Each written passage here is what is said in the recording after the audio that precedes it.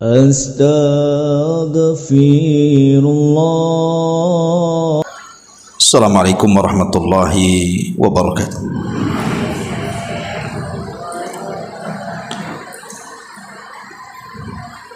Alhamdulillah wassalatu wassalamu ala Rasulillah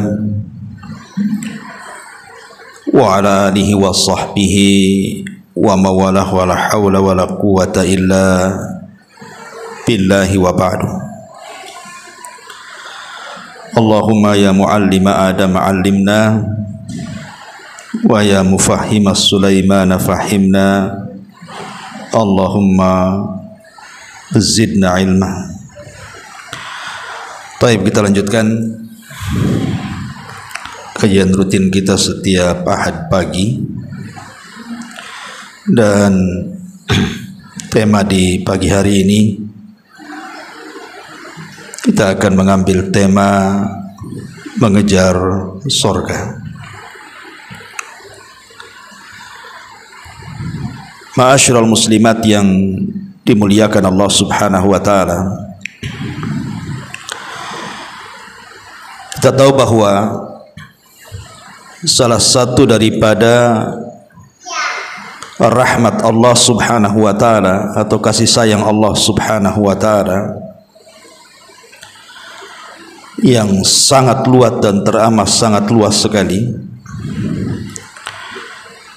di mana Allah Subhanahu wa taala memudahkan banyak jalan-jalan menuju surga. Bahkan syariat yang Allah Subhanahu wa taala berikan kepada umat Islam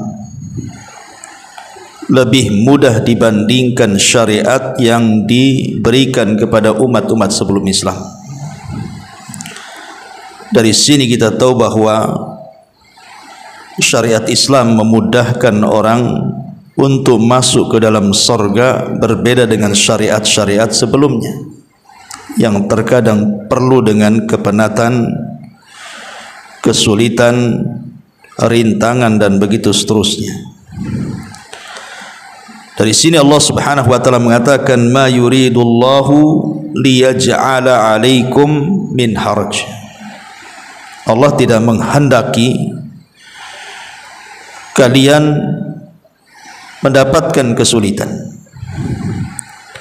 Makanya Rasulullah SAW mengatakan, innad dina yusrun walan yushaddad din ahadun illa ghalaba. Agama ini mudah, dan siapapun yang memberat-beratkan agama, maka agama pasti mengalahkannya. Makanya sering kita dapat di dalam Al-Quran, fattaqullaha mastata'tum, bertakwalah semampu kalian. Kita tahu bahwa orang-orang yang masuk ke dalam surga itu ada 4 penyebab.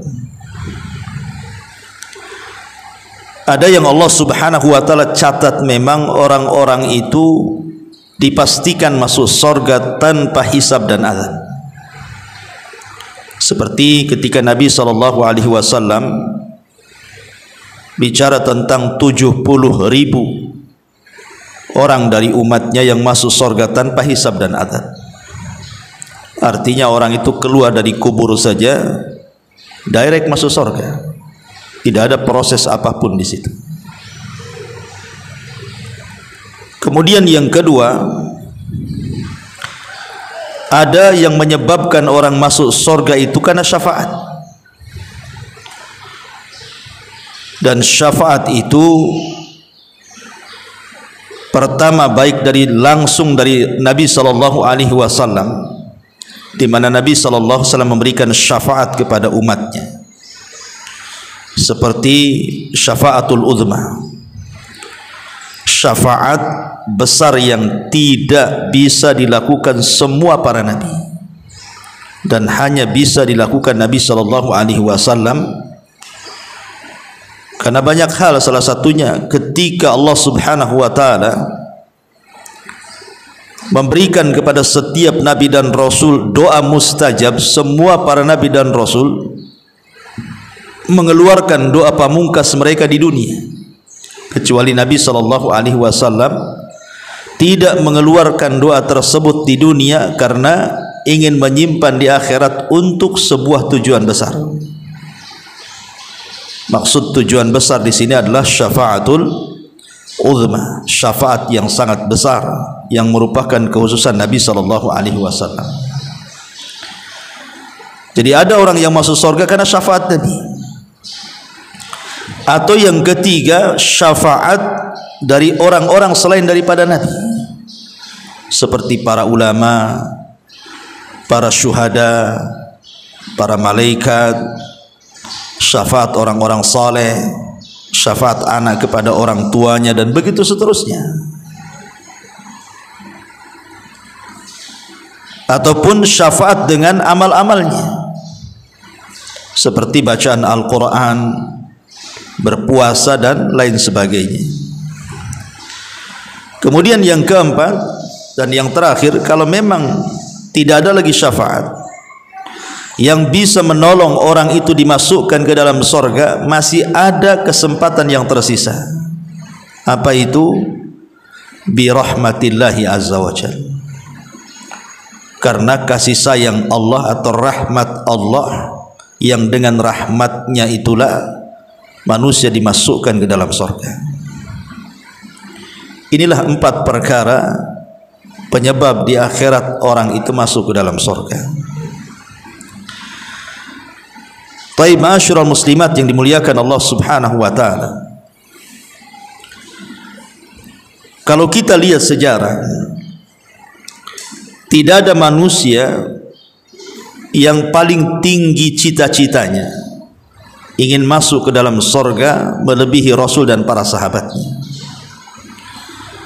Makanya wajar kalau mereka dijadikan contoh. Dalam surah At-Taubah Allah mengatakan, as-sabiqunal awwalun minal muhajirin wal ansar walladzina tabauhum bi ihsanin radhiyallahu anhum wa radwan. Orang-orang yang mula-mula dalam Islam dan orang yang pertama-tama masuk Islam adalah orang-orang muhajirin, kemudian disusul ansar, dan orang-orang yang mengikuti mereka dengan baik, termasuk para tabi'in, tabi'ut tabi'in, atba' tabi'ut tabi'in, sampai kepada kita. Kalau kita mengikuti muhajirin dan ansar dengan baik, maka Allah katakan radhiyallahu anhum wa radwan. Maka Allah akan redha kepada mereka dan mereka pun akan redha kepada Allah Subhanahu wa taala, dan Allah siapkan surga baginya.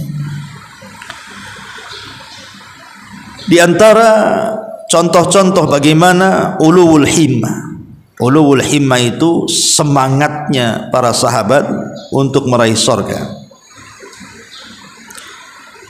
Contoh dalam perang Tabuk. Perang Tabuk ini yang dilawan itu bukan pasukan biasa, tapi tentara Romawi.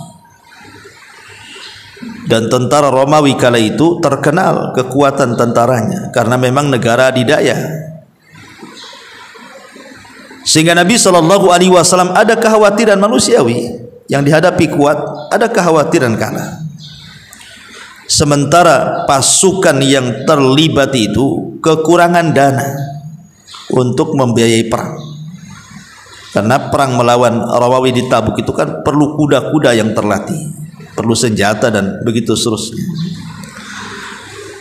Sementara orang-orang yang ingin jihad ini banyak sekali, tapi mereka tidak punya peralatan jihad. Makanya Nabi SAW berusaha untuk berkhutbah, membuka cakrawala atau hati manusia supaya berinfak untuk mendanai jihad.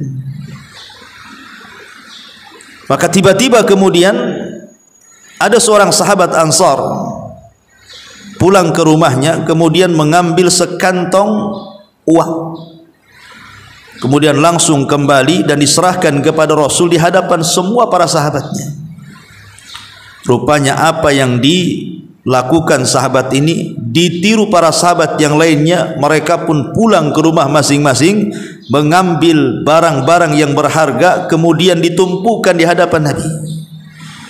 Dari sini Nabi SAW mengatakan, man sanna sunnatan hasanatan falahu ajruha wa ajru man amila ba'daha la yanqusu min ujurihim syai'ah. Siapapun yang berikan contoh yang baik diikuti orang, maka dia dapat pahala dan pahala orang yang mengikutinya tanpa mengurangi pahala mereka sedikit pun. Lihat bagaimana para sahabat ketika diberikan contoh, semua mencontohnya, karena itu kebaikan. Sampai-sampai Nabi SAW ketika itu bersabda, man jahaja jaishal usrati falahul jannah. Siapa yang mampu mendanai tentara yang mengalami kesulitan ini, maka kupastikan dan kujamin dia masuk surga. Maka ketika itu Utsman ibn Affan radhiyallahu an bergegas. Beliau pun mempersiapkan banyak unta dengan lengkap perbekalan di atasnya. Ada mengatakan 300 unta disiapkan oleh Utsman ibn Affan, seolah-olah Tabuk itu milik Utsman ibn Affan radhiyallahu anhu. Dari sini kita tahu bagaimana semangat para sahabat bersedekah, karena tahu bahwa itu yang bisa memasukkan mereka ke dalam surga. Sampai Anas bin Malik radhiyallahu an menceritakan tentang kisah perselisihan anak yatim dengan seorang sahabat. Jadi ada seseorang sahabat itu punya lahan, kemudian ada anak yatim mencaplok lahan dia untuk tempat tinggalnya.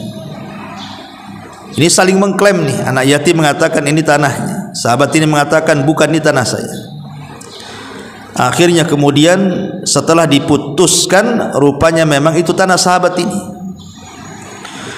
Maka ada Nabi SAW berusaha mendatangi sahabat ini dan meminta untuk disedekahkan sebagian kecil lahannya supaya dia bisa tinggal di situ. Tapi sahabat ini tak mau, karena itu tanah dia. Kemudian Nabi SAW sampai menjanjikan, kalau engkau kasih tanah yang sepetak kecil itu dan di situ ada pohon kurmanya, maka Allah ganti kurmanya dengan kurma di surga. Allah ganti pokok kurmanya itu dengan pokok kurma di surga. Tetap sahabat ini tak mau. Sampai akhirnya ada seorang sahabat namanya Abu Dahda. Abu Dahda radhiyallahu anhu. Abu Dahda mendengar bahwa Nabi SAW mengatakan kepada pemilik kebun itu, kalau dia berikan sepetak tanah yang ada pohon kurma itu, maka akan diganti pohon kurmanya dengan pohon kurma di surga. Langsung dia datang kepada Rasul memastikan kabar itu. Maka Rasul mengatakan, ya, siapa yang memberikan tanah yang sepetak yang ada pokok kurma itu, maka akan digantikan dengan pokok kurma di surga. Langsung Abu Dahda menemui orang yang punya lahan itu, kemudian diajak barter dan mengatakan, ya fulan, aku punya lahan lebih strategis daripada lahanmu, daripada kebunmu ini. Kebunku lebih strategis, tentu lebih mahal harganya. Bagaimana kalau seandainya ku tukar? Ya. Mungkin kalau di sini nih tanah di Puskopkar satu dengan tanah di Nagoya sana kan. Gimana kalau ku tukar? Ya senang sajalah ditukar, karena barang tukarannya lebih mahal. Itu dari segi dunia kan, dia tidak berpikir akhirat masalahnya. Ketika sudah deal-dealan, sudah oke, akhirnya kemudian Abu Dahda pun datang kepada Rasul dan mengatakan, ya Rasulullah, aku sudah beli lahan itu dengan cara barter, aku infakkan untuk anak yatim itu. Maka Nabi SAW mengatakan, rabihal bai'u, rabihal bai'u, jualanmu atau perniagaanmu sungguh sangat menguntungkan. Lihat bagaimana para sahabat Nabi SAW otaknya itu hanya terpikir surga saja, karena barter lahan yang strategis yang harga mahal ini kan tidak semua orang bisa. Kalau bukan karena keimanan yang kuat kepada surga, tidak mungkin dilakukan. Hanya orang-orang yang kuat imannya dengan sorgalah yang bisa mengorbankan apa yang ada pada dirinya kan? Dan itulah yang dilakukan para sahabat Nabi SAW. Luar biasa. Ma'asyiral muslimat yang dimuliakan Allah Azza wa Jalla. Atau contoh yang lain, pernah saya ceritakan tentang kisah Rabi'ah ibnu Ka'ab kan? Rabi'ah ibnu Ka'ab, anak kecil yang belum balik itu, yang suka menolong Nabi. Jadi Rabi'ah ibn Ka'ab ini betul-betul dia sehari-harinya walaupun belum balik itu membantu kebutuhan dan hajatnya Nabi SAW, seperti menyediakan air untuk mandi, untuk wudu, baik siang ataupun malam. Terkadang di malam hari kalau seandainya Rasul sudah masuk rumah, dia tidak langsung pergi, tapi dia menunggu depan pintu rumahnya itu, takut Rasul keluar lagi berpesan sesuatu. Kalau sudah lama terkantuk-kantuk dia menunggu depan rumah itu, baru dia tidur. Dikhawatirkan Rasul berhajat sesuatu kemudian keluar lagi, nanti cari dia nggak ada kan gitu. Sampai seperti itu Rabi'ah ini Ibn Ka'ab al-Aslami radhiyallahu anhu, padahal anak kecil tuh. Jadi Nabi SAW melihat semangatnya Rabi'ah Ibn Ka'ab al-Aslami ini, Nabi ingin memberikan imbalan, karena Nabi itu tidak pernah melupakan kebaikan orang. Dipanggillah satu hari Rabi'ah Ibn Ka'ab al-Aslami ini dan mengatakan, "Ya Rabi'ah, salini ma syi'ta, salini ma syi'ta." Wahai Rabi'ah, karena engkau sudah banyak membantuku, kata Rasul, mintalah sesukamu kepadaku, aku akan berusaha memberinya. Mintalah sesukamu. Kemudian Rabi'ah terdiam. Tadinya dia ingin meminta sesuatu dari dunia, tapi terpikir bahwa dunia ini sesuatu yang fana, dunia ini sesuatu yang mudah hilang, dan dia yakin bahwa rizki dia sudah diatur oleh Allah Subhanahu wa ta'ala, sehingga tidak jadi dia minta itu. Yang diminta justru luar biasa anak kecil ini, dan dia mengatakan kepada Nabi SAW, "Ya Rasulullah, uridu murafaqatuka fil jannah." Rasul, kalau boleh, kata Rabi'ah Ibn Ka'ab al-Aslami ini, aku hanya minta jadikan aku temanmu di sorga. Anak kecil ya, minta untuk menjadi teman Nabi SAW di sorga. Coba bu, anak-anak ibu yang usia 10, 11, 12 tahun minta nak sesuatu, kira-kira apa yang diminta? Yang pertama handphone, pasti itu. Nggak ada yang lain. Saya minta handphone aja kan itu. Karena anak sekarang sudah gila handphone, itu yang dipikirkan, biar bisa main game, nengok YouTube dan begitu seterusnya. Tapi lihat anak kecil di zaman Nabi, bagaimana memang orang tua mereka sudah mengajarkan ulul himmah, semangat yang kuat untuk mengejar sorga sedemikian rupa. Akhirnya Nabi SAW mengatakan kepada Rabi'ah ini, "Ya Rabi'ah, baik," katanya, "tapi tolong agar Allah mengabulkan cita-citamu menjadi temanku di sorga, fa'inni ala nafsika bi kathrati sujud," kata Rasul. Maka bantulah aku supaya keinginanmu tercapai dengan cara perbanyak sujud. Maksudnya perbanyak solat. Maka Rabi'ah setelah mendengar wejangan Nabi SAW dan Rasul menjanjikan dia teman Rasul di sorga dengan cara memperbanyak solat, sejak saat itu Rabi'ah tidak pernah meninggalkan qiyamul lail sampai dia wafat ya, karena ingin mengejar cita-citanya menjadi teman Nabi SAW di sorga. Begitu para sahabat ya. Ma'asyiral muslimat yang dimuliakan Allah Subhanahu wa ta'ala. Bahkan Anas bin Malik radhiyallahu anhu juga menceritakan pada peperangan ketika perang Badar. Dan perang Badar itu kan perang perdana ya, yang dilakukan para sahabat. Maksudnya Badar Kubro, karena ada Badar Sugro juga. Dan Nabi SAW ketika berhadap-hadapan dengan pasukan orang-orang musyrik yang ketika jumlahnya 1000 lebih, sementara tentara Rasul kan 314 orang saja, persis seperti tentara Talut ketika melawan Jalut. Nabi memberikan semangat tuh. Apa kata Nabi SAW? Qumu ilal jannah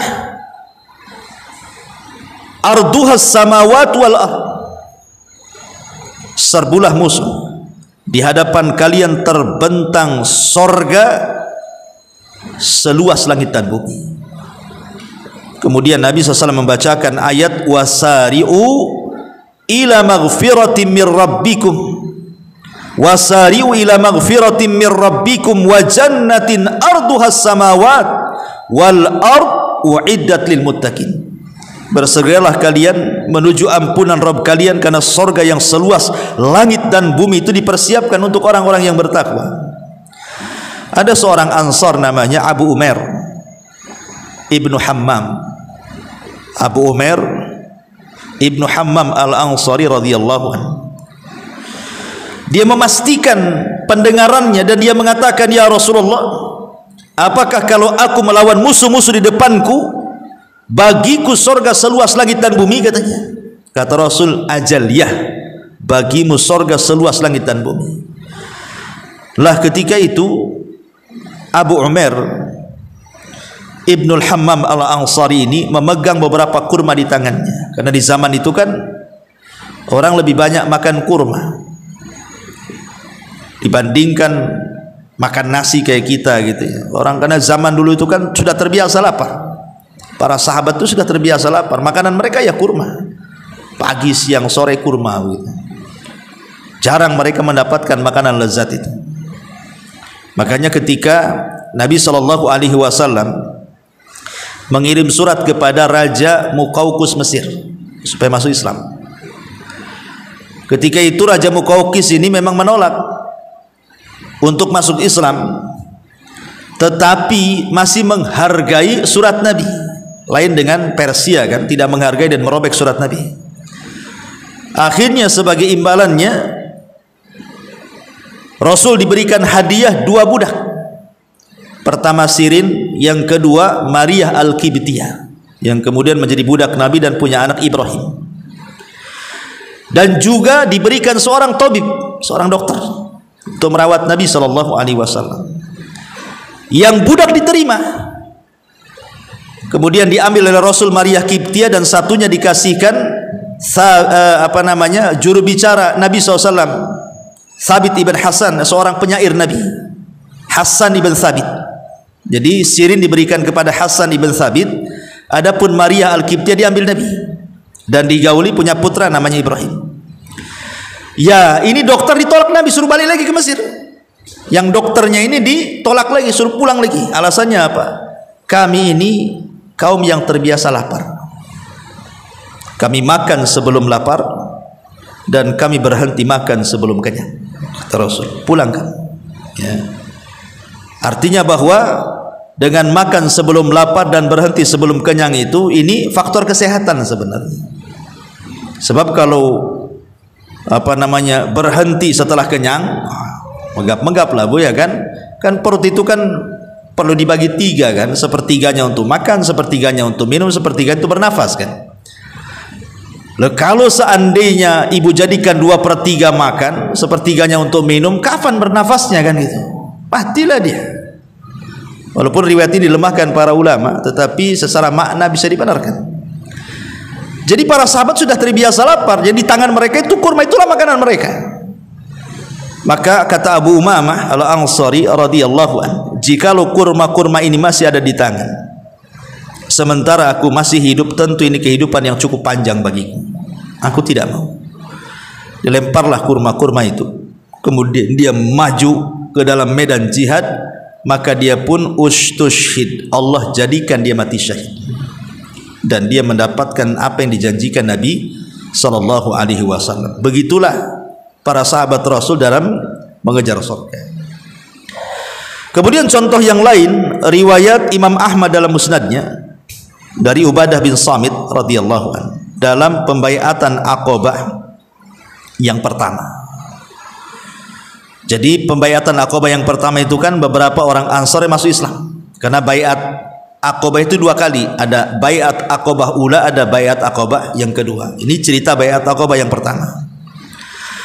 Jadi baiat Aqabah yang pertama ini, para sahabat Nabi Shallallahu Alaihi Wasallam, orang-orang Ansor khususnya, ketika mereka hendak masuk Islam, Nabi memberikan pesan ketika itu. Apa pesan Nabi Shallallahu Alaihi Wasallam kepada 10 orang, 12 orang Ansor pada baiat Aqabah yang pertama ini? Kata Nabi, aku baiat kalian untuk tidak menyekutukan Allah, tidak mencuri, tidak berzina, tidak membunuh anak-anak, kemudian tidak melakukan persaksian palsu, dan begitu seterusnya. Jadi orang-orang Ansor ini mengatakan, kata Nabi SAW, fa'in wafaitum falakul jannah. Kalau kalian mau mengamalkan isi bayat ini, ku jamin kalian masuk surga. Karena ketika itu ada sahabat Ansor mengatakan, Rasul, apa jaminannya? Maka Nabi SAW mengatakan, fa'in wafaitum falakul jannah. Kalau kalian mau mengamalkan isi bayat ini, ku jamin kalian masuk surga. Maka semua sahabat Ansor langsung berbaiat kepada Nabi Shallallahu Alaihi Wasallam. Dan pada baiat Aqabah yang kedua, mereka mengatakan, bayatna Rasul Sallallahu Alaihi Wasallam ala sam'i wa ta'ah. Kami berbaiat kepada Rasul di atas mendengar dan juga taat kepada pemimpin. Ini menunjukkan bagaimana semangatnya para sahabat akhirnya berbaiat kepada Rasul karena mendengar jaminannya surga.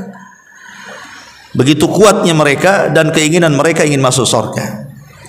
Atau contoh yang lain umpamanya kisah Ukasah ibn Mihsan. Kisah Ukasah ibn Mihsan. Ketika Nabi Shallallahu Alaihi Wasallam menyebutkan di hadapan para sahabat tentang mimpinya, dan dalam mimpinya diperlihatkan kepadanya 70.000 orang yang masuk surga tanpa hisab dan adab. Kemudian Nabi Shallallahu Alaihi Wasallam ketika itu langsung pergi, diikuti para sahabat. Tapi Rasul tidak melanjutkan hadisnya siapa yang 70.000 ini. Sampai ketika kemudian sahabat sudah ramai di luar, maka Nabi SAW keluar dan menyebutkan ciri-ciri 70.000 itu. Kemudian Rasul mengatakan, alladzina la yastarkun, orang yang tidak minta ruqyah, wala yaqtaun, orang yang tidak minta diobati dengan cara besi dipanaskan atau kai. Kemudian wala yatatayyarun, dan orang yang tidak tatayyur, menjadikan apa yang dimimpikan, yang dilihat, yang didengar itu menentukan sial dan untungnya nasib. Wa ala rabbihim yatawakkalun, dan bertawakal kepada Allah Azza wa Jalla. Kemudian Nabi tidak menyebutkan orangnya, hanya menyebutkan sifatnya saja kan. Artinya 70.000 itu bisa para sahabat, bisa di bawah para sahabat, bisa juga kita, asal masuk pada 4 sifat itu. Akhirnya kemudian sahabat ini karena mendengar bahwa mereka akan masuk surga tanpa hisab dan azab, lah Ukasah bin Mihsan ini langsung berdiri. Lihat bagaimana himmah mereka ingin masuk surga, dan mengatakan, ya Rasulullah, jadikan aku dari 70.000 itu. Maka Nabi SAW mengatakan, anta minhum, kalau begitu engkau termasuk yang 70.000 itu. Ketika Rasul mengabulkan permintaan Ukasah bin Mihsan, semua para sahabat berdiri mengatakan, Rasul, kami juga, katanya. Tapi Rasul mengatakan, sabaqakum biha Ukasah, oh tidak bisa, Ukasah sudah mendahului kalian semua, katanya.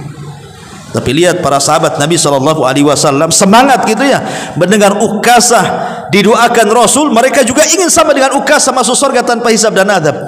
Dan ini menunjukkan himmah aliyah namanya. Ini semangat tinggi yang ditujukan para sahabat untuk mengejar surga.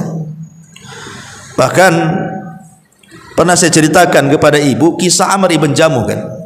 Amr ibn Jamuh yang berkawan dengan Abdullah ibn Haram itu, ayahanda Jabir bin Abdullah radhiyallahu anhu. Amr ibn Jamuh kan pincang orangnya, sudah tua pincang lagi, tidak bisa jalan, susah jalannya, orang pincang kan susah jalan ya. Ketika kemudian Rasulullah SAW mempersiapkan pasukan hendak berangkat ke Uhud, Amr ibn Jamuh ini datang kepada Nabi SAW untuk dilibatkan dalam jihad. Mendengar anak-anaknya nggak setuju. datang kepada Rasul dan mengatakan, Rasul, bukankah orang pincang itu ada rukhsah tidak ikut jihad? Kata Rasul, ya. Kemudian anak-anak mengatakan, lihat ayahku, lihat Nabi SAW berikan rukhsah orang pincang itu tidak wajib jihad, tidak usahlah kau jihad, urus saja anak-anakmu. Maka kemudian Amr ibn Jamuh ini marah kepada anak-anaknya. Kemudian dia bersumpah kepada Allah Subhanahu wa taala ingin menginjakkan kedua kakinya di sorga. Gak apa-apa aku pincang, tapi aku berharap dengan jihadku ini aku bisa meletakkan kedua kakiku di sorga.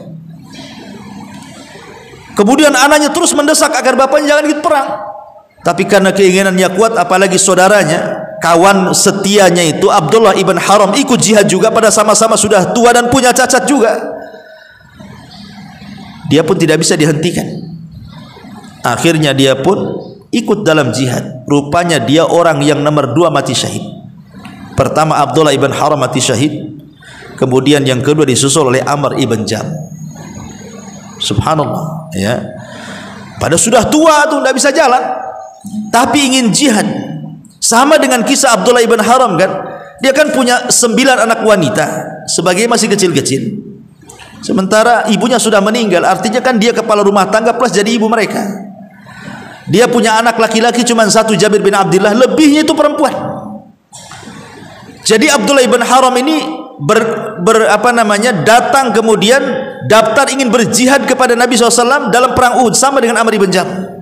Oh, Jabir ketika itu minta kepada Rasul, gagalkan saja. Dia sudah tua, ada cacat, sakit lagi, ya. Bukankah ada rukhsah bagi bapakku? Kata Rasul, ya. Tapi kemudian ayahnya ketika nasihati Jabir malah dan mengatakan, ya Jabir, laulal jannah la afartuka iya. Kalau seandainya bukan karena sorga, sudah kugantikan posisiku. Tapi ini masalahnya sorga, aku nggak mau, katanya. Makanya kemudian dia pun masuk dalam medan tempur dan dia sudah merasakan dia akan wafat. Maka dialah orang yang pertama mati syahid. Lah saat kemudian sudah selesai perang nih, maka Nabi SAW menggali lubang, kemudian menyuruh menggali lubang dan memasukkan Abdullah ibn Haram dengan Amr ibn Jamuh dalam satu lubang. Kemudian Nabi SAW berikan alasan, karena ketika keduanya hidup, dua-duanya kawan baik dalam beribadah kepada Allah, ngaji berdua, baca Quran berdua, sholat malam berdua, dan begitu seterusnya. Maka kata Rasulullah, masukkan jasad 2 orang ini dalam satu lubang. Lihat bagaimana Amr ibn Jamuh dan juga Jabir ibn Abdullah radhiyallahu an semangatnya mereka mengejar surga. Taib. Tentu kita bukan para sahabat. Kita bukan para sahabat Nabi SAW yang punya semangat setinggi itu. Tetapi minimalnya walaupun kita tidak selevel para sahabat dan tidak mungkin selevel dengan mereka, minimalnya kita bisa meniru mereka lah. Tashabbahu bil kirami kiramun. Contohlah orang mulia, maka kita akan dihantarkan menjadi orang mulia juga. Jangan mencontoh orang pengecut, orang hina. Jadi hina kita jadinya. Ya. Lah di sana ada amalan-amalan. Baik amalan-amalan ini bersifat keyakinan, jadi amalan hati, ataupun amalan lisan, ataupun amalan badan, ataupun amalan harta yang bisa mendekatkan kita ke surga. Karena Nabi SAW itu ketika menyampaikan Islam, Islam ini sempurna luar biasa. Islam ini agama yang sempurna. Sesuatu yang mendekatkan kita ke surga dijelaskan, sesuatu yang menjauhkan kita neraka sudah pun dijelaskan. Dua-duanya dijelaskan. Tinggal kita memilih saja, mau jalan ke surga kah, kau jalan ke neraka. Karena semua sudah dijelaskan. Tidak ada satupun burung yang mengepak sayap di langit kecuali sudah dijelaskan semuanya. Maknanya Islam itu agama yang sempurna dan paripurna. Mari kita simak di sini apa saja amalan-amalan yang memudahkan kita masuk surga. Yang pertama, tentu paling puncak. Inilah puncak daripada sebab orang dimasukkan ke dalam surga. Apa itu? At-tauhid. Tauhid adalah amalan yang paling puncak penyebab orang masuk surga. Imam Bukhari dan Muslim meriwayatkan sebuah riwayat dari Ibnu Abbas radhiyallahu anhuma, anna nasan min ahli syirki kanu qad qatalu wa aktsaru wa zanau wa aktsaru. Kemudian fa'atau Muhammadan sallallahu alaihi wasallam faqalu innal ladzi taqulu wa tad'u ilaihi la hasanun law tukhbirna anna lima amilna kafaratan. Fanazala walladzina la yad'una ma'allahi ilahan akhar wa la yaqtuluna an-nafsa allati harramallahu illa bil haqq wa la yaznun. Wa nazalat qul ya ibadiyalladzina asrafu ala anfusihim la taqnatu min rahmatillah innallaha yaghfiru dzunuba jami'a. Kata Abdullah bin Abbas radhiyallahu anhuma, sesungguhnya nasan manusia, maksudnya para sahabat yang dulunya termasuk ahlu syirki, orang-orang yang terjerumus kepada kesyirikan. Karena kebanyakan para sahabat kan dulunya penyembah berhala. Agama mereka itu kan agama penyembah patung, para sahabat itu. Dan mereka terlalu lama mereka menyembah patung. Dan sebagian mereka pernah berzina, dan mereka sering melakukan zina. Maka orang-orang itu pun datang kepada Nabi kita Muhammad sallallahu alaihi wasallam dan mengatakan, ya Muhammad, sesungguhnya apa yang kau dakwahkan dan apa yang kau katakan itu sebuah kebaikan. Seandainya kau habarkan kepada kami apa yang harus kami amalkan dari kafarah semua dosa yang telah kami lakukan di zaman jahiliyah itu, kira-kira apa kafarahnya? Kami sudah melakukan kesyirikan, kami sudah berzina, kami sudah minum khamar, kami sudah berbuat ini dan itu. Maka Rasul terdiam sampai turun ayat. Dan orang-orang yang mereka tidak menyembah bersama Allah Tuhan yang lain, dan orang-orang yang tidak membunuh jiwa yang Allah haramkan kecuali dengan kebenaran, dan mereka tidak berzina.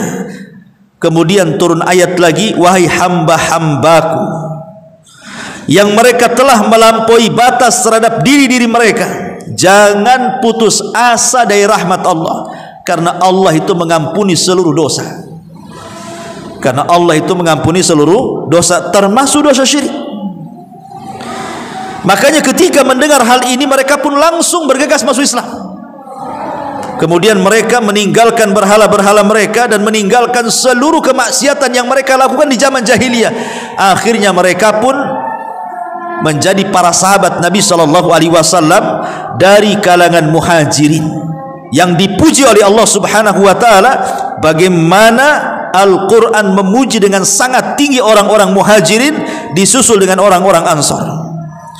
Dan Nabi SAW mengatakan, man mata yushrik billahi syai'an dakhalan nar. Siapa yang mati menyekutukan Allah pasti masuk neraka. Maknanya siapa yang mati tidak menyekutukan Allah alias bertauhid, maka dia dijamin masuk surga, kan itu. Ma'asyiral muslimat yang dimuliakan Allah Azza wa Jalla, ini yang pertama dan ini yang paling puncak ya. Kemudian yang kedua, kafalatul yatim, berusaha mengkafil anak yatim. Kata Nabi SAW, ana wa kafilul yatim fil jannati hakadha, wa asyara bisababati wal wusta wa farraja bainahuma. Saya dan pengkafil anak yatim itu di sorga. Kemudian Rasul mengisyaratkan dengan dua jarinya seperti ini, ya. Kemudian merenggangkan sedikit. Aku dan pengkafil anak yatim seperti ini loh di sorga, kata Rasul.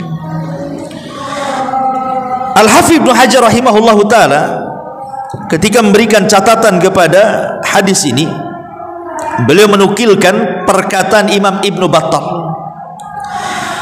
Apa kata Imam Ibnu Battal ini? Haqqun ala man sami'a hadzal hadis an ya'mala bihi liyakuna rafiqan Nabi sallallahu alaihi wasallam fil jannah wala manzilatan fil akhirati afdal min dzalik. Kata Ibnu Battal, siapapun yang mendengar hadis ini dibaca, maka sudah seharusnya dia berusaha mengamalkan hadis ini supaya menjadi teman Nabi di sorga. dan tidak ada kedudukan yang paling tinggi di sorga melebihi menjadi teman Nabi SAW di sorga. Lihat bagaimana para pengkafil anak yatim ini bukan hanya dijanjikan masuk sorga, tapi lebih daripada itu dijadikan teman Rasul di sorga. Cukuplah ini keistimewaan tuh. Kalau dimasukkan ke dalam sorga saja itu sebenarnya sudah cukup kan. Tetapi lebih daripada itu dijadikan teman di sorga. Sampai-sampai Rasul mengatakan, mengisyaratkan 2 jari lagi. Nah, ini keistimewaan yang luar biasa ini, mengkafil anak yatim ini. Ma'asyiral muslimat yang dimuliakan Allah Subhanahu wa taala. Kita ringkas saja. Kemudian yang ketiga, muhafadhatut thahara. Berusaha menjaga thahara, menjaga wudu. Mungkin thahara di sini ya. Menjaga wudu. Kemudian setelah berwudu jaga 2 rakaat wudu. Karena ada salat sunnah wudu tuh. Sebagian para ulama fikih mengatakan salat sunnah wudu itu dilakukan sebelum kering wudunya. Jadi kalau ibu berwudu masih basah-basah nih, itu berwudu langsung salat tuh. Tapi kalau sudah 1 jam kan sudah kering kan gitu ya. Berarti kalau ingin salat sunnah wudu ya wudu lagi. Karena disyariatkan sebelum kering air wudunya dia salat sunnah, namanya salat sunnah wudu. Lah disebutkan dalam hadis Bukhari Muslim itu dari Abi Hurairah radhiyallahu an. Jadi satu hari ketika salat fajar, Nabi sallallahu alaihi wasallam memanggil Bilal ibn Rabah, muadzin Nabi sallallahu alaihi wasallam. Kemudian Bilal ini ditanya oleh Nabi sallallahu alaihi wasallam, "Ya Bilal, waktu aku Isra Mi'raj, aku masuk ke dalam surga." Kemudian Rasul mengatakan, fa inni sami'tu dafana 'alaika baina yaday fil jannah. Atau dalam riwayat fa inni sami'tu khasataka fil jannah. Aku mendengar suara terompahmu di sorga. Madza amilta wa madza tasna? Ya Bilal, apa yang kau amalkan? Apa yang kau lakukan? Kok bisa kedua sandalmu, kedua terompahmu itu masuk surga padahal kamu di dunia tuh? Maka Bilal ibn Rabah hanya mengatakan, ma tawadda'tu wudu'an illa wa qad shallaitu rak'atain. Aku tidak mengamalkan apapun melainkan aku berusaha untuk menjaga taharah dan setelahnya aku salat 2 rakaat. Tidaklah aku berwudu kecuali setelahnya aku lakukan salat 2 rakaat wudu. Dari sini menunjukkan bahwa menjaga taharah menjadi penyebab seseorang itu dimasukkan ke dalam surga. Ini yang ketiga. Yang keempat, al-muhafadhatu 'ala shalawatil khams. Berusaha menjaga salat 5 waktu. Karena ada hadis Nabi yang mengatakan, khamsu salawatin katabahunna Allahu 'alal ibad. Faman jaa bihinna lam yudayyi minhunna syai'an istighfafan bihaqqihinna kana indallahi ahdun an yudkhilahul jannah. Salat 5 waktu kata Rasul yang Allah wajibkan kepada hamba-hambanya, barang siapa yang mendatangi 5-5-nya dia tidak meremehkannya sama sekali, maka kewajiban bagi Allah untuk memasukkan pelakunya ke dalam surga. Jadi dia jaga salat 5 waktu dan dia tidak meremehkan, ya, tidak meremehkan sama sekali. Pokoknya betul-betul dia tanggung jawab dengan salat 5 waktu itu, maka ada jaminan dari Allah Subhanahu wa taala dimasukkan ke dalam surga. Subhanallah. Salat 5 waktu saja bisa memasukkan orang ke dalam surga. Kemudian yang nomor 5, al khaufu min maqamillahi azza wa jalla. Menanamkan perasaan takut. Perasaan takut kepada siapa? Kepada Allah. Takut akan azabnya, takut akan nerakanya, takut kalau amal kita ditolak dan tidak diterima. Takut kepada Allah azza wa jalla. Takut kalau Allah Subhanahu wa taala mengirimkan bencananya. Karena Allah Subhanahu wa taala mengatakan dalam surah Ar-Rahman 46, waliman khafa maqama rabbih jannatan. Bagi orang yang takut kepada Rabbnya, maka Allah berikan 2 sorga. Ada yang mengatakan sebagian ahli tafsir maksudnya 2 sorga di sini, yang satu sorga milik dia, memang solid milik dia sorga itu. Tapi yang satu itu sorga warisan orang kafir yang dikekalkan di neraka dan tidak bisa masuk sorga. Maka yang satu itu warisan ahli kafir. Warisannya orang-orang kafir yang masuk neraka diwariskan kepada orang yang beriman. Tilkumul jannah uristumuha, kata Allah. Itulah sorga yang Allah wariskan kepada kalian. Makanya Rasul mengatakan ainani, dua mata, kata Rasul, lam tamussahuman nar, tidak mungkin disentuh api neraka. Salah satunya kata Nabi SAW, ainun bakat min khasyatillah, mata yang menangis karena takut kepada Allah Subhanahu wa ta'ala. Ini yang nomor 5. Yang nomor 6, ta'atul walidaini, ketaatan kepada Allah Subhanahu wa ta'ala, ketaatan kepada kedua orang tua. Dikisahkan dari kisah-kisah umat dulu, Bu. Jadi Nabi Musa alaihi salatu wassalam, dia bertanya kepada Rabbnya tentang seorang hamba yang Allah tetapkan kepada hamba tersebut akan menjadi teman Nabi Musa di sorga. Jadi Allah mengatakan, ya Musa, nanti ada seorang hambaku yang akan jadi temanmu di sorga. Jadi Musa ini bertanya kepada Allah, ya Allah, bisa enggak kau perlihatkan orang tersebut, kenapa dia akan jadi temanku di sorga? Maka Allah Subhanahu wa ta'ala memperlihatkan Nabi Musa, memperjumpakan dengan orang itu. Setelah dijumpakan dengan orang itu, maka Nabi Musa alaihi salatu wassalam mengikuti orang itu. Kemana perginya orang itu? Apa aktivitasnya? Apa perbuatannya? Jadi setelah diintai beberapa waktu, rupanya orang tersebut selalu masuk ke dalam gua membawa makanan. Selalu masuk keluar masuk gua membawa makanan. Jadi satu hari Nabi Musa alaihi salatu wassalam coba memergoki orang itu ketika masuk ke dalam sorga, kemudian keluar, ada apa di dalam gua itu? Kenapa dia bolak-balik masuk gua itu? Rupanya setelah kemudian dia bertanya, apa yang ada di gua itu? Siapa yang ada di gua? Kenapa kau bolak-balik ngantar makanan ke dalam gua itu? Rupanya dalam gua itu adalah ibunya anak muda ini. Kemudian dia mengatakan kepada Nabi Musa, aku setiap hari yang menyuapinya, yang memberi minum. Pokoknya apa yang dihajatkan ibuku, aku pasti akan melakukannya selama aku bisa melakukannya. Akhirnya kemudian Nabi Musa alaihi salatu wassalam mengatakan, Allahumma Musa mengatakan, bagaimana bisa kau akan menjadi temanku di sorga? Jadi setelah Nabi Musa tahu bahwa orang ini birrul walidain, bagaimana bisa Allah takdirkan kau akan menjadi temanku di sorga hanya karena engkau memberi makan orang tuamu?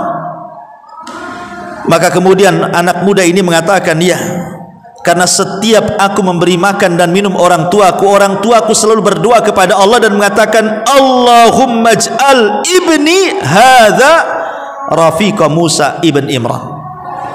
Ya Allah, kata orang tuanya ini, kata ibundanya ini, jadikan anakku yang sudah berbuat baik kepada aku menjadi teman baiknya Nabi Musa ibn Imran di surga. Selalu seperti itu. Jadi setelah dia memberi makan, memberi minum, berkhidmat kepada orang tuanya, itu yang dibaca ibunya, ya Allah, jadikan anakku ini teman Nabi Musa. Ya Allah, jadikan anakku teman Nabi Musa. Rupanya panjatan dua ibu ini melesat ke langit dan Allah Subhanahu wa ta'ala mendengarkannya. Makanya Allah mengatakan kepada Musa, ya Musa, ada di antara hambaku yang akan menjadi temanmu di surga.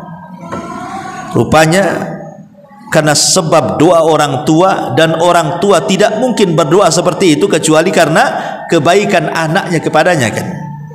Dari sini menunjukkan bahwa ta'atul walidain, ketaatan kepada orang tua itu adalah satu di antara penyebab terbesar orang masuk ke dalam surga. Kemudian yang nomor 7, al-iktsar min dzikrillahi azza wajalla, memperbanyak zikir kepada Allah Subhanahu wa ta'ala.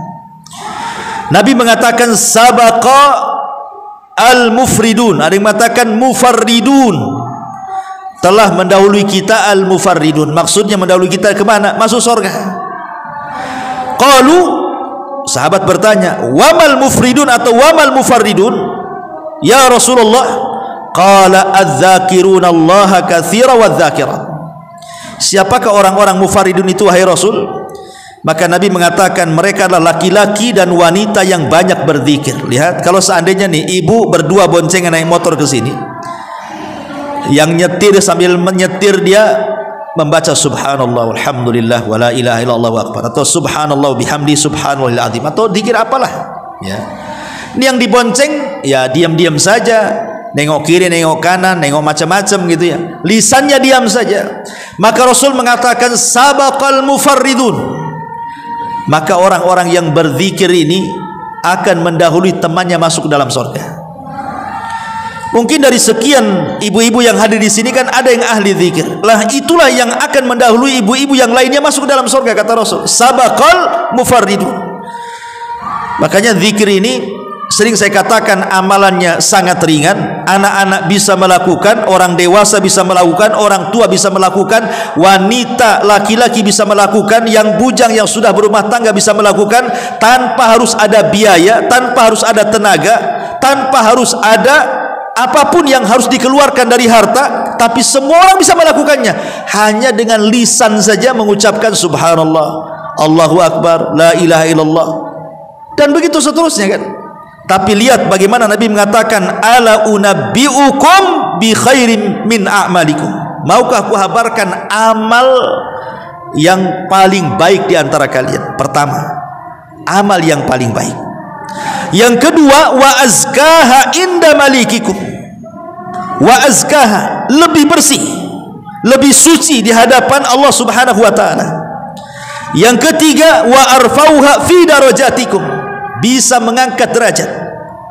Yang keempat, wa khairil lakum min infaqiz zahabi wal waraq, dan lebih baik daripada infak dengan emas dan perak. Bahkan yang nomor 6, wa khairun lakum min antalqau aduwakum fatadribu a'naqakum wa yadribu a'naqakum, fatadribu a'naqahum wa yadribu a'naqakum. Ataupun lebih baik daripada engkau berjumpa dengan lawan, kau pukul lawan atau kau dipukul lawan. Bayangkan berapa keutamanya? 6. Seutama-utama amal, sebersih-bersihnya jiwa kita di hadapan Allah, semulia-mulianya derajat kita akan diangkat, kemudian lebih baik daripada infak emas dan juga perak, kemudian lebih baik dibandingkan jihad di jalan Allah Subhanahu wa taala. Kemudian Rasul mengatakan apa? Qalu bala ya Rasulullah, qala az-zikru atau zikrullahi azza wa jalla. Mereka mengatakan, tentu Rasul, apa amalan itu? Maka Rasul mengatakan berzikir kepada Allah Subhanahu wa taala. Ini yang nomor 9. Yang nomor 7, nomor 8, an yuhafidh al-mu'min ala sunani rawatib. Berusaha menjaga sunnah-sunnah rawatib. Kata Nabi SAW, man shalla lillahi fi yaumin wa lailatin sintai asyrata rak'atan banallahu subhanahu wa ta'ala lahu baitan fil jannah. Barang siapa yang salat dalam satu hari semalam 12 rakaat, maksudnya salat sunnah rawatib, maka Allah akan bangunkan satu istana bagi dia di sorga. Subhanallah. Satu istana di sorga menanti orang-orang yang menjaga salat rawatib. Kemudian yang nomor 9, al-hirsu wal mudawamatu ala salatil bardaini, menjaga 2 salat, Bu, salat asar dan salat subuh, kalau bisa tepat waktu. Kata Nabi SAW, man shallal baradaini dakhulal jannah, siapa yang salat 2 waktu subuh dan asar dijamin masuk surga. Kemudian yang nomor 10, qiraah ayatil kursi, berusaha untuk tidak meninggalkan membaca ayat kursi selepas salat wajib. Kata Nabi SAW, man qara'a ayatal kursi dubura kulli salatin maktubatin lam yamna'hu min dukhulil jannah ilal maut. Siapa yang merajinkan membaca ayat kursi setiap selesai salat wajib, maka tidak ada yang mencegah dia untuk masuk ke dalam surga. Kemudian yang nomor 11, imtithal al-akhlaqil hasanah, berusaha untuk menghiasi diri kita dengan akhlak yang baik. Karena Nabi SAW mengatakan, ma min syai'in athqal fil mizanil mu'min yaumal qiyamah min husnil khuluq. Tidak ada sesuatu yang memberatkan timbangan seorang mukmin pada hari kiamat dibandingkan orang yang baik akhlaknya. Baik akhlaknya itu akan memberatkan timbangan, dan memberatkan timbangan modal besar masuk dalam sorga. Bahkan di sorga itu ada satu rumah yang paling tinggi diletakkan bagi orang-orang yang baik akhlaknya. Kemudian yang nomor 12, adaul hajjil mabrur lillahi azza wa jalla. Kalau memungkinkan ibu punya dana haji, dan setelah haji jadi orang baik. Karena Rasul mengatakan al-hajjul mabrur laisa lahul jaza indallahi ilal jannah. Haji yang baik tidak ada balasan yang pantas kecuali sorga. Kemudian yang nomor 13, imatatul adza anit tariq, berusaha untuk menghilangkan sesuatu yang bisa seseorang itu membahayakan di jalan. Pamannya ibu pulang dari sini kok ada paku, ada beling, ada batu besar nih. Kalau orang jalan bahaya, kalau orang naik motor bisa terguling, dan begitu seterusnya.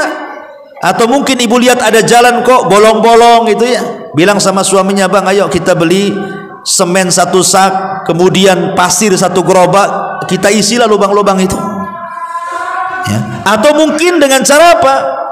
Dengan cara ada pohon-pohon yang ditanam pemerintah, bukan tanam pribadi ya.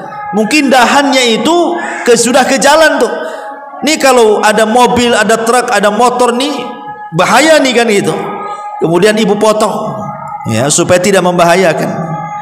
Maka kata Nabi SAW dalam sebuah hadis, dari hadis Abi Hurairah radhiyallahu an, laqad ra'aitu, kata Rasul, sungguh aku melihat rajulan yataqallabu fil jannah fi syajaratin qata'aha min dhahri tariqi kana tu'dhin nas. Kata Rasul, aku melihat di sorga itu kok ada orang itu kok banyak kali tempatnya, kadang di sini, kadang di sana, kadang di sini, kadang di sana. Allah kasih banyak tempat di sorga itu. Heran, kok ada orang-orang yang diberikan banyak tempat di sorga, kesana kemari gitu. Apa amalannya? Rupanya amalannya gara-gara dia memotong kayu pohon yang berada di jalan, karena kayu pohon itu bisa menyakiti manusia. Maka apapun yang bisa menyakiti manusia, kalau bisa dihindarkan. Jangan pula kita menjadi penyebab menyakiti manusia di jalan tuh. Seperti apa bu? Seperti ya polisi tengkurap itulah, polisi tidur tuh. Kadang-kadang buat polisi tidur tuh mau landai masih enak nih, dibuatnya lancip tinggi. Coba bayangkan kalau mobil sedan yang mungkin ceper gitu ya, itu kadang-kadang kena pula ditergantung di polisi tidur itu ya. Ataupun motor mungkin dia nggak ada lampunya, mungkin rusak motornya kan, dia main ngebut saja tahu ada polisi tidur, gebrak aja dia tidur di situ. Bukan hanya polisinya tidur, saat naik motornya pun ikut tidur di situ, ketabrak kan. Jadi hal-hal yang jangan pula kita yang membuat orang itu celaka di situ ya. Ini juga, atau ibu mungkin naruh sampah di depan rumah yang harusnya mepet ke rumah, dimepetkan pula ke jalan kan. Akhirnya orang pun lewat di situ, baunya atau apa itu termasuk juga menyakiti orang. Jadi ini yang nomor 13, imatatul adza anit tariq. Bahkan Rabi ibn Khaisam apabila lewat di jalan dari rumah ke masjid itu, pandangannya selalu ke bawah tuh Rabi ibn Khaisam itu. Rabi ibn Khaisam ini orang yang 40 tahun tidak pernah kehilangan takbiratul ihram bersama imam tuh. Luar biasa. Jadi kalau jalan dari rumah ke masjid itu pandangannya selalu ke bawah. Jadi nampak ada duri dibuang, nampak ada batu dibuang. Pokoknya apapun yang dilihat dan membahayakan manusia langsung dibuang. Kemudian dia mengatakan, ya Rabb, kalau amalanku membuang duri ini ada pahalanya, maka aku sedekahkan pahalaku untuk ibuku yang sudah meninggal. Kan enak bu ya. Kalau kita punya orang tua nih, mau sedekah tidak punya uang untuk orang tua, sedekah yang paling mudah kutip aja paku di jalan ya kan, kutip di jalan-jalan itu. Sejak kapan ibu jadi pemulung? Enggak, saya enggak pemulung, saya mulung dibuang lagi ya. Baik, kemudian yang nomor 14, at-ta'affuf an su'alin nas. Jangan sampai seseorang itu menjadi peminta-minta, jangan sampai ya. Karena sekarang ini banyak lembaga-lembaga yang mengatasnamakan panti asuhan. Kadang-kadang kan, kadang-kadang anak-anak yatimnya itu disuruh ngemis pula. Coba bayangkan, suruh bawa kotak kaleng, ya, ke rumah-rumah, kadang-kadang ditaruh di jalan raya, di tempat-tempat keramaian orang, disuruh masuk pasar, ditaruh di lampu merah, keliling ke rumah-rumah ngetok-ngetok gitu kan. Ini komersil namanya, tidak boleh kayak gitu. Ya, kalau memang kita membuka lembaga seperti itu, pertama ikhlaskan niat karena Allah, Bu, ya. Harus niat. Anda membangun lembaga itu karena siapa dan untuk siapa dan apa maksudnya, ya. Karena ini kan ngopeni, bahasanya ngeramut anak orang kan gitu ya. Walaupun dia yatim kan punya keluarga, Bu. Bukan tidak punya keluarga, anak yatim itu punya keluarga, mungkin ada pamannya, ada, cuman kurang tanggung jawab, akhirnya terpaksa dititipkan ke kita. Itu amanah dari Allah kan.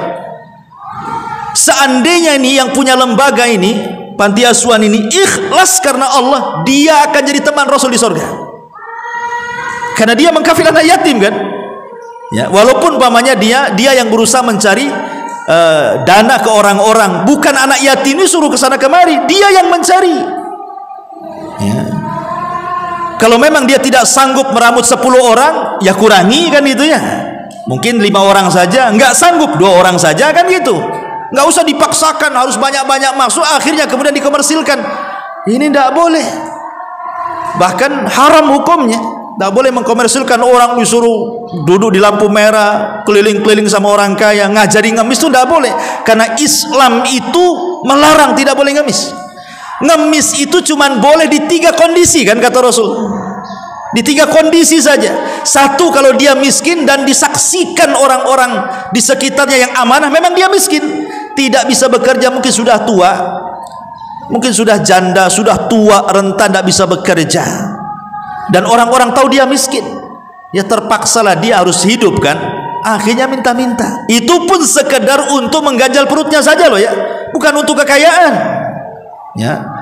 Yang kedua, orang yang menolong orang membayarkan hutang, akhirnya dia bengkak. Namanya nolong orang nih, dia sendiri sebenarnya dulunya kaya, tapi dengan kekayaan dia nolong orang, akhirnya jadi miskin dia gara-gara nolong orang. Maka dia boleh meminta-minta sekedar hajat kebutuhannya saja sambil dia mencari, ya, mencari kekayaan lain. Setelah dapat ya ditinggalkan itu. Atau orang yang musafir nih, hilang dompetnya. Pamannya orang nggak kenal Batam, nggak ada saudara, nggak ada apa, pengen jalan-jalan ke Batam, dompetnya pula hilang, rekeningnya di situ, semuanya identitas di situ. Dia mau kemana? Nah, terpaksalah dia minta-minta untuk mengganjal perutnya. Walaupun dia orang kaya di kampungnya, tapi di sini kan nggak bisa makan dia, maka dibolehkan. Kata Nabi, itu pun hanya sekedar mengganjal perut saja. Hanya 3 perkara orang boleh minta-minta. Selain itu tak boleh. Selain itu tak boleh. Ya. Haram mengajarkan anak-anak yatim lagi kan, nggak boleh. Ya. Maka orang yang berusaha menjaga diri untuk meminta-minta itu dijamin masuk surga. Kata Nabi SAW dalam sebuah hadis, anna nasan minal ansar sa'alu Rasul sallallahu alaihi wasallam fa'atahum, summa sa'aluhu fa'atahum, summa sa'aluhu fa'atahum, hatta nafida ma indahu. Jadi ada beberapa orang dari kalangan Ansor selalu minta kepada Nabi, Rasul kasih, minta lagi Rasul kasih, minta lagi Rasul kasih, sampai ludes harta Nabi itu. Karena Rasul itu pantang diminta pasti ngasih kalau ada. Ya. Akhirnya Nabi SAW berkhutbah dan mengatakan, ma yakunu indi min khairin falan udakhirahu ankum. Demi Allah, kalau memang aku ada kebaikan, tidak mungkin ku simpan, pasti ku kasih kepada kalian. Masalahnya aku sudah tidak ada lagi, sementara yang minta banyak gitu ya. Maka Nabi mengatakan, man yasta'fif yu'ifahullahu azza wa jal, wa man yastaghni yughnihillahu azza wa jal. Siapa yang menjaga diri untuk tidak meminta-minta, Allah berikan kekayaan. Dan siapa yang terus berhajat kepada Allah Subhanahu wa taala, merasa butuh dengan Allah, maka Allah Subhanahu wa taala akan menolongnya. Wa man yatasabbar yusabbiruhullah. Siapa yang berusaha sabar, Allah buat dia sabar. Kemudian Rasul mengatakan, wa ma utiya ahadun ata'an khairan wa ausa minas sabri. Tidaklah sesuatu yang diberikan yang lebih luas dan lebih baik melebihi Allah berikan kesabaran kepada orang tersebut. Jadi kalau seandainya orang itu memang Allah takdirkan miskin, Allah takdirkan tidak mampu, maka sabar lebih baik. Ya, ingat rizki itu di tangan Allah. Pasti walaupun kita tidak mengejar rizki, rizki yang mengejar kita. Yakin itu. Berjalan dengan takdir Allah Subhanahu wa taala. Ya. Kemudian yang nomor 14 karena waktu juga. Nomor 15, al-ihsan ilal banat, berbuat baik kepada anak perempuan. Jadi kalau ibu diberikan anak perempuan gitu ya, kan anak perempuan beda dengan anak laki-laki masalahnya, ekstra menjaganya. Apalagi kalau sudah gadis kan, khawatir dilecehkan kehormatannya, khawatir ya mungkin kena pergaulan bebas, kan lebih khawatir anak perempuan dari anak laki-laki kan Bu ya. Makanya kenapa kemudian Nabi SAW mengatakan, mani betulia min hadhil banat, siapa yang diuji dengan anak perempuan bisyai'in kunna lahu sitran minan nar. Barang siapa yang diuji anak perempuan dengan sesuatu, maka dia akan menjadi penghalang antara dia dengan api neraka. Dalam riwayat, ya, dia memberi makan, dia memberi minum, dia memberi pakaian, dia memberikan pendidikan, kunna lahu hijaban minan nar yaumal qiyamah. Maka anak-anak itu akan menjadi penghalang dia dengan api neraka. Ini yang nomor 15. Yang nomor 17, yang nomor 16 ke 16 ya, adalah orang yang berusaha menjaga lisan dan kemaluannya. Kata Nabi SAW, siapa yang bisa menjamin di antara kalian, di antara dua janggutnya dan di antara dua pahanya, aku jamin kalian masuk surga. Kemudian Rasul mengisyaratkan lisan dan kemaluannya, artinya jaga lisan, jaga kemaluan. Kemudian yang nomor 17, siapa yang Allah uji dengan meninggal anak. Jadi kalau seandainya orang punya anak, entah satu orang, entah dua orang, entah tiga orang, kemudian Allah takdirkan meninggal sebelum balik. Pemanya lahir mati, lahir mati, lahir mati lagi. Maka kata Nabi SAW, man ihtasaba salasatan min sulbihi dakhulal jannah. Siapa yang mengharap pahala karena kematian anak-anaknya, baik satu, dua atau tiga orang, maka dijamin masuk surga. Dan anak-anak itu akan menjadi syafaat dia kelak pada hari kiamat. Kemudian yang selanjutnya, man mata wa huwa bari'u min hadis salasa. Siapa yang mati dan dia berlepas diri dari tiga akhlak. Siapa yang mati dan dia berlepas diri dari tiga akhlak. Al-kibru, sombong, wadainu, suka berhutang, wal ghulul, mencuri harta rampasan perang. Kata Nabi SAW, dakhalal jannah, maka dia masuk surga. Dia tidak sombong, dia tidak suka menghutang, dan dia tidak mencuri barang rampasan perang, maka dijamin masuk surga. Kemudian juga du'a bil istighfar, memperbanyak istighfar. Memperbanyak istighfar juga. Kata Nabi SAW dalam sebuah hadis dari Shaddad ibn Aus radhiyallahu an, sayyidul istighfar an yaqul al abdu Allahumma anta rabbi la ilaha illa anta khalaqtani wa ana abduk wa ana ala ahdik wa wa'dika mastata', sampai kepada ujung hadis. Barang siapa yang membaca sayyidul istighfar ini di waktu pagi, fahuwa min ahlil jannah, dan dia termasuk penduduk surga. Dan begitu juga siapa yang membaca di waktu malam atau di waktu sore, fahuwa min ahlil jannah, maka dia pun termasuk penduduk surga. Kemudian yang terakhir tentu memperbanyak doa dan juga istiqomah, minta kepada Allah Azza wa Jal agar kita dimasukkan ke dalam surga. Intinya Bu, ya intinya, khulasahnya itu, bahwa yang menyebabkan orang masuk surga itu secara keseluruhan kalau kita ringkas, pertama disebabkan tawakal dia kepada Allah.